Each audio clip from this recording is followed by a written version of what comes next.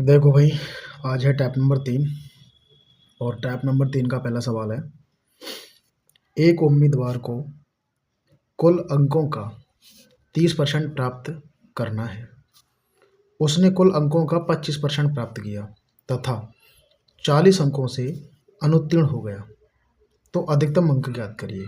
देखो, ये पूर्णांक ज्ञात करने की बात कर रहा है। पूर्णांक कैसे ज्ञात करेंगे? सबसे पहले ऊपर क्या इसकी ट्रिक है शानदार, एफ बटे P1 माइनस P2 गुणा 100। अब क्या करेंगे, ऐप का मतलब फेल, ये कितने अंकों से फेल हुआ है? वो 40, तो 40 ऊपर लिखेंगे। P1 का मतलब पहला प्रतिशत, तो प्रतिशत 30 पहला है। P2 का मतलब दूसरा प्रतिशत, इसमें से 30 में से 25 माइनस कर देंगे, मल्टीपल 100 चल ही रहा है, तो कितना हो जाएगा 40 बटे 5 गुणा 100। 5 से 40 को 8 बार काटेंगे, इक्वल टू 800 क्या हो जाएगा? पूर्णांक। पहला सवाल। सवाल नंबर 2।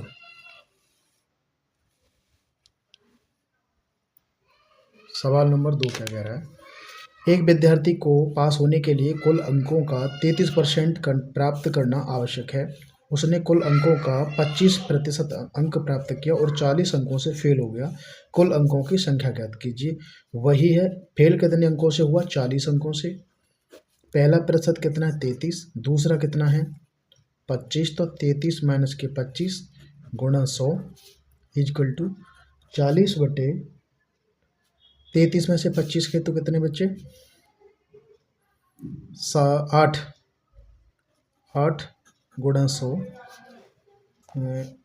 इक्वल 8 से 40 को 5 बार काट दो, 100 का 5 में गुणा करेंगे तो 500। इसका पूर्णांक 500 आ जाएगा। अगला question, question number 3। Question number 3 कह रहा है कि किसी परीक्षा में एक छात्र 28% अंक प्राप्त करता है तथा 14 अंकों से फेल हो जाता है। उसी परीक्षा में एक अन्य छात्र 32% अंक प्राप्त करता है, तो उत्तीर्ण अंक से 18 अंक अधिक हैं। परीक्षा का पूर्णांक क्या है? देखो, इसमें क्या करेंगे, 14 अंकों से ये फेल हो रहा है, 18 अंक ये अधिक ला रहा है, तो इन दोनों को क्या करेंगे? जोड़ देंगे। 14 प्लस 18 बटे ये 32% अंक ला रहा है, ये 28% अंक ला रहा है, तो इन दोनों को कर लेंगे अंतर। 32 माइनस के 28 और मल्टीपल 100, तो कितना हो जाएगा? 14 और 18 कितना हो जाएगा? 32 बटे 32 में से 18 गया तो कितना बचा? 28 गया। 32 में से 28 गया तो कितना बचा? 4 गुणा 100। 4 से 32 को 8 बार काटेंगे, 8 का 100 में गुणा करेंगे तो 800। इसका पूर्णांक 800 है। आपको कोई भी झमेला नहीं करना है, सीधी सीधी ट्रिक है। Question number 4। क्वेश्चन नंबर 4 क्या कह रहा है? इस क्वेश्चन को करा दिया जाए या अपने आप करोगे? देखो, इस क्वेश्चन को भी करा देते हैं। किसी परीक्षा में एक टीपू ने 30% अंक प्राप्त किए और 25 अंकों से फेल हो गया।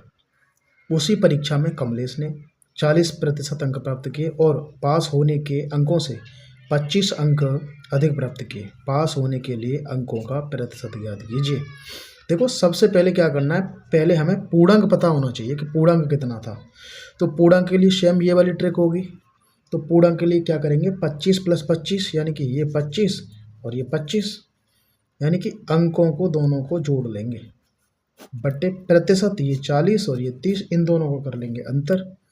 तो 40 माइनस के 30 मल्टीपल 100 बराबर कितना हो जाएगा? 25 और 25 कितना होता है? 50। 50 बटे 10 गुणा 100 बराबर 10 से ये 5 बार कटा तो ये 500 क्या आ गया? ये आ गया हमारा पूर्णांक। ये हमारा पूर्णांक आ गया। अब क्या करेंगे, अब हम निकालेंगे उत्तीर्ण अंक। अब उत्तीर्ण अंक कितने थे? देखो, उत्तीर्ण अंक निकालने के लिए क्या करेंगे,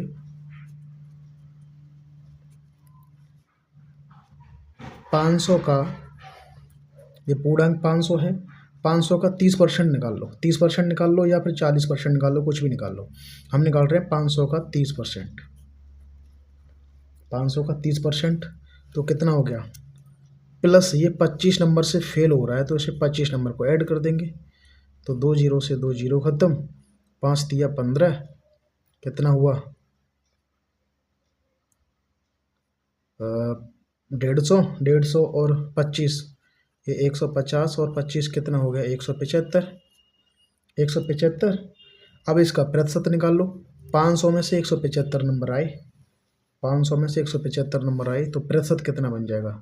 देखो प्रतिशत के लिए क्या करेंगे,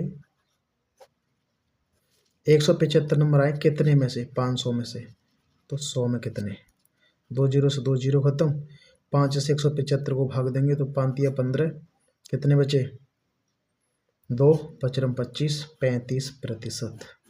देखो इसमें तीनों चीज़ आई, पूर्णांक भी निकाला गया, प्रतिशत उत्तीर्ण अंक कितने अंकों पर पास है वो भी निकाला गया, और कितने प्रतिशत पे पास है वो भी निकाला गया। Thank you. टाइप नंबर 4 हम कल लेकर आएंगे।